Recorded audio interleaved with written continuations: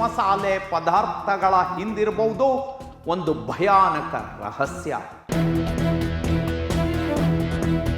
Titanium dioxide ಮತ್ತು acetic ಆಮ್ಲ ಬಳಕೆಯ ಆರೋಪವು ಕೇಳಿಬಂದಿದೆ. ಅರಿಶಿಣದ ಬಣ್ಣ ನೋಡಿ ಖರೀದಿಸ್ತೀರಾ? ಖಾರದ ಮೆಣಸಿನ ಪುಡಿ ಎಷ್ಟು ಕೆಂಪಾಗಿದೆ ಅಂತ ನೋಡಿ ಇಷ್ಟಪಡ್ತೀರಾ? ಜೀರಿಗೆ, ಚಕ್ಕೆ, ಲವಂಗದಂತಹ ಮಸಾಲೆಗಳು ಒಳೆಯುತ್ತಿವೆ ಅಂದರೆ ಅದನ್ನೇ ಒಳ್ಳೆಯ ಕ್ವಾಲಿಟಿ ಅಂತ ನಂಬಿದ್ದೀರಾ? ಒಂದು ಕ್ಷಣ. ಯಾಕಂದರೆ ನೀವು ಪ್ರತಿದಿನ ನಿಮ್ಮ ಮನೆಯ ಅಡುಗೆಯಲ್ಲಿ ಬಳಸುತ್ತಿರುವ ಕೆಲವು ಮಸಾಲೆ ಪದಾರ್ಥಗಳ ಹಿಂದಿರಬಹುದು ಒಂದು ಭಯಾನಕ ರಹಸ್ಯ. ಹೈದರಾಬಾದ್ನಲ್ಲಿ ನಡೆದ ಒಂದು ಕಾರ್ಯಾಚರಣೆಯಲ್ಲೇ ಅಧಿಕಾರಿಗಳು ಪತ್ತೆ ಹಚ್ಚಿರುವ ಸಂಗತಿ ಕೇಳಿದ್ರೆ ನೀವು ಮುಂದಿನ ಬಾರಿ ಮಸಾಲೆ ಖರೀದಿಸುವ ಮೊದಲು 2 ಬಾರಿ ಯೋಚಿಸ್ತೀರಿ. ಬಟ್ಟೆಗೆ ಹಾಕುವ ಬಣ್ಣ, ಕೈಗಾರಿಕೆಗಳಲ್ಲಿ ಬಳಸುವ ಇಂಡಸ್ಟ್ರಿಯಲ್ ಡೈ, ಟಾಲ್ಕಮ್ ಪೌಡರ್, ಹೊಳಪು ಕೊಡುವ ಕೆಮಿಕಲ್ಗಳು ಇವೆಲ್ಲವೂ ಆಹಾರ ಪದಾರ್ಥಗಳಲ್ಲಿ ಮಿಶ್ರಣವಾಗ್ತಿವೆ. ಈ ವಿಡಿಯೋದಲ್ಲಿ ಹೈದರಾಬಾದ್ನಲ್ಲಿ ನಡೆದ ಅತಿ ದೊಡ್ಡ ಆಹಾರ ಕಲಬೆರಕೆ ದಾಳಿಯ ಕಂಪ್ಲೀಟ್ ಡೀಟೇಲ್ಸ್ ಕೊಡ್ತೀನಿ. ಇಂತಹ ವಂಚನೆಯಿಂದ ನಾವು ಹೇಗೆ ಸುರಕ್ಷಿತರಾಗಬಹುದು ಅನ್ನೋ ಮಾಹಿತಿಯನ್ನು ತಿಳಿದುಕೊಳ್ಳೋಣ. ಅದಕ್ಕೂ ಮುನ್ನ ಚಾನಲನ್ನು ಸಬ್ಸ್ಕ್ರೈಬ್ ಮಾಡಿ. ಕೆಲ ದಿನಗಳ ಹಿಂದೆ ಹೈದರಾಬಾದ್ ಪೊಲೀಸರು ಮತ್ತು ಫುಡ್ ಸೇಫ್ಟಿ ಅಧಿಕಾರಿಗಳು ಜಂಟಿಯಾಗಿ ನಡೆಸಿದ ಕಾರ್ಯಾಚರಣೆ ದೇಶದ ಗಮನ ಸೆಳೀತು. ಒಟ್ಟು 13 ಮಸಾಲಾ ಸಂಸ್ಕರಣಾ ಮತ್ತು ವ್ಯಾಪಾರ ಘಟಕಗಳ ಮೇಲೆ ಏಕಕಾಲದಲ್ಲಿ ದಾಳಿ ಮಾಡಿದ್ರು. ಅಧಿಕಾರಿಗಳು ಒಳಗೆ ಹೋದಾಗ ಕಂಡ ದೃಶ್ಯ ಬೆಚ್ಚಿ ಬೀಳಿಸುವಂಥದ್ದು. ಸುಮಾರು 25 ಟನ್ ಅಂದರೆ 25,000 kg ಮಸಾಲೆ ಪದಾರ್ಥಗಳು ಹಾಗೂ ವಿವಿಧ ರಾಸಾಯನಿಕ ವಸ್ತುಗಳನ್ನು ವಶಪಡಿಸಿಕೊಳ್ಳಲಾಯಿತು. ರಾಹುಲ್ ಬಾಟಿ, ವಿಶಾಲ್ ಪನ್ವಾರ್ ಹಾಗೂ ದುಲಿಚಂದ್ ಅನ್ನೋ 3 ಬಂಧಿಸಲಾಯಿತು. ಆದರೆ ಪ್ರಶ್ನೆ ಏನಂದರೆ ಈ ಮಸಾಲೆಗಳಲ್ಲಿ ನಿಜವಾಗೂ ಏನು ಬೆರೆಸಲಾಗ್ತಿತ್ತು? ತನಿಖಾಧಿಕಾರಿಗಳ ಪ್ರಕಾರ ಮೆಣಸಿನ ಪುಡಿ ಮತ್ತು ಇತರೆ ಮಸಾಲೆಗಳು ಇನ್ನಷ್ಟು ಕೆಂಪಾಗಿ, ಹಳದಿಯಾಗಿ ಅಥವಾ ಆಕರ್ಷಕವಾಗಿ ಕಾಣೋಕೆ ಸಿಂಥೆಟಿಕ್ ಬಣ್ಣಗಳನ್ನು ಬಳಸಲಾಗ್ತಿತ್ತು ಅನ್ನೋ ಆರೋಪ ಕೇಳಿಬಂದಿದೆ. ಕೆಲವೆಡೆ ಆಹಾರ ಬಳಕೆಗೆ ಅನುಮತಿ ಇಲ್ಲದ ಇಂಡಸ್ಟ್ರಿಯಲ್ ಡೈಗಳು ಬಳಸಿರುವ ಶಂಕೆಯೂ ವ್ಯಕ್ತವಾಗಿದೆ. ಇದು ಸಾಮಾನ್ಯ ಆಹಾರ ಬಣ್ಣವಲ್ಲ. ಬಟ್ಟೆಗಳಿಗೆ, ಕೈಗಾರಿಕೆಗಳಿಗೆ ಬಳಸುವ ಬಣ್ಣಗಳು ಆಹಾರದಲ್ಲಿ ಸೇರಿದ್ರೆ ಆರೋಗ್ಯದ ಮೇಲೆ ಗಂಭೀರ ಪರಿಣಾಮ ಬೀರುವ ಸಾಧ್ಯತೆ ಇದೆ. ಇದರ ಜೊತೆಗೆ ಕೆಲವೆಡೆ ಟಾಲ್ಕಮ್ ಪೌಡರ್ ಅಥವಾ ಹೊಳಪು ಕೊಡುವ ಪೌಡರ್, ಎಣ್ಣೆ ಮತ್ತು ಇತರೆ ಪದಾರ್ಥಗಳನ್ನು ಬೆರೆಸಿ ಮಸಾಲೆಯ ತೂಕ ಹೆಚ್ಚಿಸಿ ಹೆಚ್ಚು ಲಾಭ ಗಳಿಸುವ ಪ್ರಯತ್ನ ನಡೆದಿರಬಹುದು ಅಂತ ಅಧಿಕಾರಿಗಳು ಶಂಕಿಸಿದ್ದಾರೆ. ಅಂದರೆ ಕಡಿಮೆ ಗುಣಮಟ್ಟದ ವಸ್ತುವನ್ನು ದುಬಾರಿ ಗುಣಮಟ್ಟದ ಮಸಾಲೆಯಂತೆ ಮಾರಾಟ ಮಾಡುವ ತಂತ್ರ.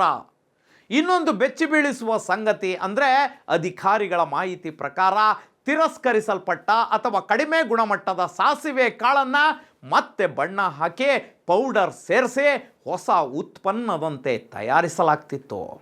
ಲವಂಗ, ಜೀರಿಗೆ, ಅಜ್ವಾನ ಸೇರಿದಂತೆ ಹಲವು ಮಸಾಲೆಗಳಿಗೂ ಕೃತಕ ಬಣ್ಣ ಹಚ್ಚಿ ಹೊಳೆಯುವಂತೆ ಮಾಡಲಾಗ್ತಿತ್ತು. ಗ್ರಾಹಕರು ಏನು ಯೋಚಿಸ್ತಾರೆ? ಹೊಳೆಯುತ್ತಿದೆ ಅಂದರೆ ಫ್ರೆಶ್. ಅದೇ ಮನಸ್ಥಿತಿಯನ್ನು ದುರುಪಯೋಗ ಪಡಿಸ್ಕೊಂಡು ಈ ರೀತಿಯ ಅಕ್ರಮ ನಡೀತಿದೆ ಅಂತ ಅಧಿಕಾರಿಗಳು ಶಂಕಿಸಿದ್ದಾರೆ. ಈ ಕಾರ್ಯಾಚರಣೆಯಲ್ಲಿ 3 ಪ್ರತ್ಯೇಕ ಪ್ರಕರಣಗಳು ದಾಖಲಾಗಿದ್ದು ರಾಹುಲ್ ಭಾಟೆ, ವಿಶಾಲ್ ಪನ್ವಾರ್ ಮತ್ತು ದುಲಿಚಂದ್ ಕಚ್ಚಾವರ್ ಎಂಬ 3 ಬಂಧಿಸಲಾಗಿದೆ. ಆದರೆ ಇದು ಕೇವಲ ಒಂದು ಪ್ರಕರಣವಲ್ಲ. ಇದರ ಹಿಂದೆ ಇನ್ನೂ ದೊಡ್ಡ ಜಾಲವೇ ಇದೆ. ಕಳೆದ 140 ದಿನಗಳಿಂದ ಹೈದರಾಬಾದ್ನಲ್ಲಿ ಆಹಾರ ಕಲಬೆರಕೆ ವಿರುದ್ಧ ವಿಶೇಷ ಕಾರ್ಯಾಚರಣೆ ನಡೀತಿದೆ. ಈ ಅವಧಿಯಲ್ಲಿ 659 ದಾಳಿಗಳು ನಡೆದಿವೆ. ಸುಮಾರು 246 ಟನ್ ಶಂಕಿತ ಕಲಬೆರಕೆ ಆಹಾರ ವಶಪಡಿಸಿಕೊಳ್ಳಲಾಗಿದೆ. 232 ಪ್ರಕರಣಗಳು ಆಹಾರ ಸುರಕ್ಷತಾ ಇಲಾಖೆಯಲ್ಲಿ ದಾಖಲಾಗಿವೆ. ಇದು ಒಂದು ನಗರದಲ್ಲಿ ನಡೆದ ಅಂಕಿಅಂಶ. ಹಾಗಾದರೆ ದೇಶದಾದ್ಯಂತ ಪರಿಸ್ಥಿತಿ ಹೇಗಿರಬಹುದು ಎಂಬ ಪ್ರಶ್ನೆ ಸಹಜವಾಗಿ ಉದ್ಭವಿಸುತ್ತೆ. ಈ ದಾಳಿಯಲ್ಲಿ ಕೇವಲ ಮಸಾಲೆಗಳಷ್ಟೇ ಅಲ್ಲ, ಶುಂಠಿ ಬೆಳ್ಳುಳ್ಳಿ ಪೇಸ್ಟ್, ಪನ್ನೀರ್, ತುಪ್ಪ, ಮಾಂಸ, ಉಪ್ಪಿನಕಾಯಿ, ಟೀ, ಕುಡಿಯುವ ನೀರು ಎಲ್ಲವೂ ಪರಿಶೀಲನೆಗೆ ಒಳಪಟ್ಟಿವೆ. ಒಂದು ಘಟಕದಲ್ಲಿ ಸುಮಾರು 27,000 ಕಿಲೋ ಶುಂಠಿ ಬೆಳ್ಳುಳ್ಳಿ ಪೇಸ್ಟ್ ಕಳಪೆ ಹಾಗೂ ಕೊಳೆತ ಪದಾರ್ಥಗಳಿಂದ ತಯಾರಿಸಲಾಗ್ತಿತ್ತು ಅಂದರೆ ಲೆಕ್ಕ ಹಾಕಿ. ಇದಲ್ಲದೆ ಟೈಟೇನಿಯಂ ಡೈಆಕ್ಸೈಡ್ ಮತ್ತು ಅಸಿಟಿಕ್ ಆಮ್ಲ ಬಳಕೆಯ ಆರೋಪವು ಕೇಳಿಬಂದಿದೆ. ಇನ್ನೊಂದು ಕಡೆ ಸುಮಾರು 12 ಟನ್ ಕೊಳೆತ ಮಾಂಸ ಹಾಗೂ 60 ಟನ್ ಕೋಳಿ ತ್ಯಾಜ್ಯವನ್ನು ಅನೈರ್ಮಲ್ಯ ಪರಿಸರದಲ್ಲಿ ಪತ್ತೆ ಹಚ್ಚಲಾಗಿದೆ. ಇಲ್ಲಿ ಒಂದು ಮುಖ್ಯ ಪ್ರಶ್ನೆ, ಇಂತಹ ಕಲಬೆರಕೆ ಆಹಾರ ತಿಂದರೆ ಏನಾಗುತ್ತೆ? ತಜ್ಞರ ಪ್ರಕಾರ ಅನುಮತಿ ಇಲ್ಲದ ರಾಸಾಯನಿಕ ಬಣ್ಣಗಳು ಮತ್ತು ಕೈಗಾರಿಕಾ ಡೈಗಳು ದೇಹಕ್ಕೆ ಸೇರಿದ್ರೆ ಹೊಟ್ಟೆ ಸಮಸ್ಯೆ, ಅಲರ್ಜಿ, ಯಕೃತ್ ಮತ್ತು ಮೂತ್ರಪಿಂಡಗಳ ಮೇಲೆ ಒತ್ತಡ ಬೀಳಬಹುದು. ದೀರ್ಘಕಾಲದಲ್ಲಿ ಗಂಭೀರ ಆರೋಗ್ಯ ಸಮಸ್ಯೆಗಳು ಕಾಡಬಹುದು. ಆದ್ದರಿಂದ ಆಹಾರ ಸುರಕ್ಷತಾ ನಿಯಮಗಳನ್ನು ಕಟ್ಟುನಿಟ್ಟಾಗಿ ಪಾಲಿಸೋದು ಅತ್ಯಂತ ಮುಖ್ಯ. ಹಾಗಾದರೆ ನಾವು ಗ್ರಾಹಕರಾಗಿ ಏನು ಮಾಡಬೇಕು?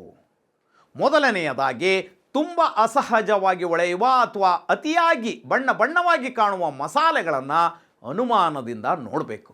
ಎರಡನೆಯದಾಗಿ, ಗುಣಮಟ್ಟದ ಬ್ರ್ಯಾಂಡ್ ಅಥವಾ ವಿಶ್ವಾಸಾರ್ಹ ಅಂಗಡಿಯಿಂದಲೇ ಖರೀದಿ ಮಾಡಬೇಕು.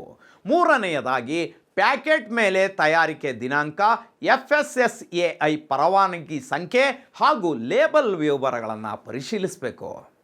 ನಾಲ್ಕನೆಯದಾಗಿ, ಅನುಮಾನ ಬಂದರೆ ಸ್ಥಳೀಯ ಆಹಾರ ಸುರಕ್ಷತಾ ಇಲಾಖೆಗೆ ದೂರು ನೀಡಬೇಕು.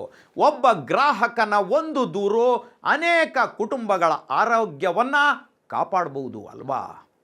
ಹೈದರಾಬಾದ್ ಪೊಲೀಸ್ ಕಮಿಷನರ್ VC ಸಜ್ಜನ್ನರ್ ಅವರು ಸ್ಪಷ್ಟವಾಗಿ ಹೇಳಿದ್ದಾರೆ, ಸಾರ್ವಜನಿಕರ ಆರೋಗ್ಯಕ್ಕೆ ಅಪಾಯ ಉಂಟು ಮಾಡುವವರ ವಿರುದ್ಧ ಕಠಿಣ ಕ್ರಮ ಮುಂದುವರಿಯಲಿದೆ. ಆಹಾರ ಸುರಕ್ಷತಾ ನಿಯಮ ಉಲ್ಲಂಘಿಸುವವರ ವಿರುದ್ಧ ಕಾನೂನು ಕ್ರಮ ಕೈಗೊಳ್ಳಲಾಗ್ತದೆ. ಇದು ಕೇವಲ ಹೈದರಾಬಾದ್ನ ಕಥೆಯಲ್ಲ, ದೇಶದ ಯಾವುದೇ ನಗರಕ್ಕೆ ಇದು ಎಚ್ಚರಿಕೆಯ ಗಂಟೆ. ಕೊನೆಗೆ ನಾವು ಇಂದು ದುಡ್ಡು ಕೊಟ್ಟು ಖರೀದಿಸುವುದು ಕೇವಲ ಮಸಾಲೆಯಲ್ಲ, ನಮ್ಮ ಕುಟುಂಬದ ಆರೋಗ್ಯ. ಆದ್ದರಿಂದ ಬಣ್ಣ ನೋಡಿ ಮೋಸ ಹೋಗಬೇಡಿ, ಹೊಳಪು ನೋಡಿ ನಂಬಬೇಡಿ, ಗುಣಮಟ್ಟವನ್ನು ಪರಿಶೀಲಿಸದೆ ಖರೀದಿಸಬೇಡಿ. ಈ ಮಾಹಿತಿ ಹೆಚ್ಚು ಜನರಿಗೆ ತಲುಪಿದಷ್ಟು ಹೆಚ್ಚು ಕುಟುಂಬಗಳು ಸುರಕ್ಷಿತವಾಗಿರ್ತವೆ. ಈ ವಿಡಿಯೋವನ್ನು ನಿಮ್ಮ ಸ್ನೇಹಿತರು ಮತ್ತು ಕುಟುಂಬದವರ ಜೊತೆ ಹಂಚಿಕೊಳ್ಳಿ. ನಿಮ್ಮ ಅಭಿಪ್ರಾಯವೇನು? ಇಂತಹ ಆಹಾರ ಕಲಬೆರಕೆ ಪ್ರಕರಣಗಳಿಗೆ ಇನ್ನೂ ಕಠಿಣ ಶಿಕ್ಷೆ ಇರಬೇಕಲ್ವಾ? ಕಾಮೆಂಟ್ನಲ್ಲೇ ನಿಮ್ಮ ಅಭಿಪ್ರಾಯ ತಿಳಿಸಿ.